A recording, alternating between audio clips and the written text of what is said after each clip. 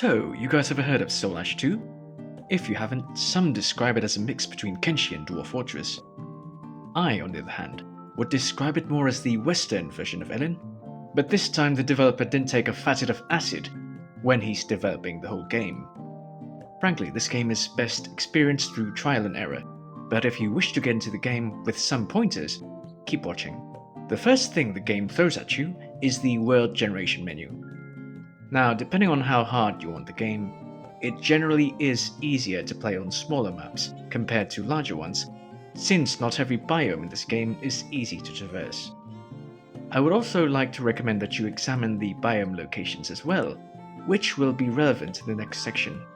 If you're the sort of person that doesn't plan on making a settlement and instead prefer to fully wander the map, you should also progress the map's history by several hundred years in order to get a better chance of spawning craftsmen with decent amount of skill levels and, if you're lucky, settlements with actual magic trainers. I would recommend you to zoom into the map and see where the desert and forest biomes are, as these two biomes are very helpful to a player. Once you've settled on the map, you get to choose which race you start as, each having their own sets of advantages. The way I see it, early stat bonuses aren't that relevant when compared to three things: starting biome, lifespan, and infravision. Each race in this game is tied to a specific biome. For example, dwarves live in the mountains, humans live on the grasslands, elves live in the forests, and so on. Some biomes in this game, like forests, are very easy to survive in, while some, like the tundra, may be a pain to traverse due to the lack of water. As for lifespan, most of the races in-game tend to have around 70 to 80 average lifespans, save for two races, dwarves and elves. Dwarves can live for around 2 centuries, meanwhile elves can live to up to 5. Admittedly, I find that the player has ample time to gather money and such in this game, so lifespan won't impact a pure adventurer player that much. For settlement builders, on the other hand, lifespan can be pretty relevant, especially if the player wishes to build up a settlement up to level 4. I find that getting a high population from pure immigration in this game can be a bit of a pain, as you have to go around a lot of places to find families willing to leave their hometown. Lastly, infravision. Infravision allows you to have full sight range indoors or at night, while halving it during the day. Arguably, the biggest benefit of this is that you are capable of using both hands for weapons, instead of having to constantly hold a torch.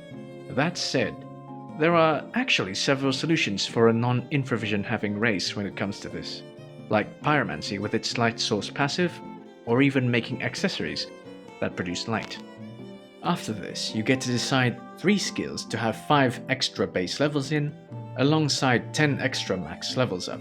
Frankly, this part is completely up to you, but seeing that you clicked this video, there is one important suggestion that I'd give to you, and that would be the adventuring skill.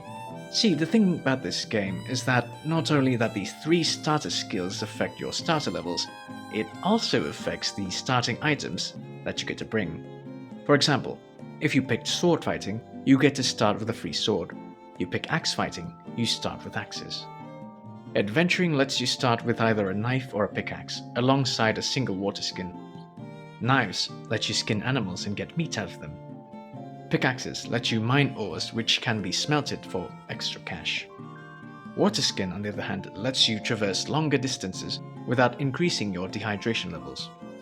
This skill also governs how good you are at smelting, surveying tiles for resources, and also lets you fish at level 12. Which is a great source of food in this game. A very neat early game ability that adventuring unlocks is the capability to ask hunters or innkeepers for POI locations near the settlement, which reduces the amount of food and water you waste from searching them blindly. As for the other 2 skills, it depends on which stat besides endurance and willpower that you want to focus on. If you want to focus on strength, go for strength scaling weapons like swords, axes, or maces. If you want to focus on dexterity, go for thievery, hunting, or pole fighting. Intelligence is for people who like magic, so it's either pyromancy, cryomancy, fluoromancy, and finally, necromancy. Storm throwing is a bit weird. The weapons are strength-based, yet the skills are based on intelligence. There are also non-combat skills like agriculture or construction. but I find that these are mostly relevant for people who want to build settlements, so if you never plan on doing this, you can just skip it. Crafting skills like armorsmithing, weaponsmithing, tailoring, etc., on the other hand, can be a bit annoying to raise, but it is worth it if you're the sort of person that can't stand having to search for specific blacksmiths, since the gear you want happens to only be made by, for example, a level 50 human, and a level 50 dwarf can't make those. The player is exempted from racial restriction when it comes to crafting, and so it could be a worthy investment if you're annoyed by this sort of thing. Provided that you're playing dark fantasy or hardcore difficulty, you are allowed to start as a member of a family within the settlement. What this does is that it basically lets you purchase items from your kinsmen at a lower price. Frankly, it's not really that important in my opinion, but it can be a great way to make sure you can afford certain things like knives, in case you didn't start with one. Almost forgot, be sure to check the surroundings of the starting settlement that you chose, especially if you didn't bring anything that can contain liquid. While you won't die when the thirst or hunger meter reaches 0, the debuffs can be very annoying and you can only stack starvation and hunger up to 4 times. And running out of the hunger or thirst bar at this point will kill you. Be sure to pass rivers when you need to do so, and to also forage for food when you're hungry. That's it really. I do plan on saying more things about the game, but it will be discussed in a different video at a later date. I hope this video was useful, or at the very least amusing. If it was, consider giving it a like and subscribe, and as always, have a great time.